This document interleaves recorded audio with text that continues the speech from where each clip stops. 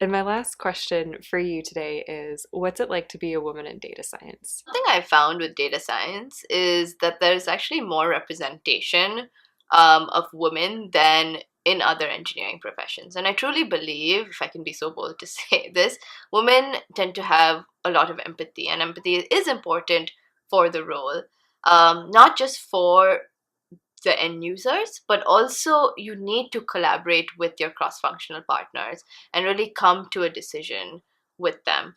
And so I think that's where women tend to excel in the profession.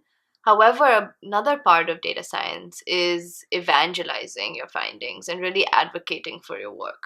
And women tend to be a little bit worse at that as compared to their male counterparts. So I think that's something even I'm trying to work on is really making my work more visible, because a big part of the job is actually coming to a decision. And until you evangelize, you'll actually never get there.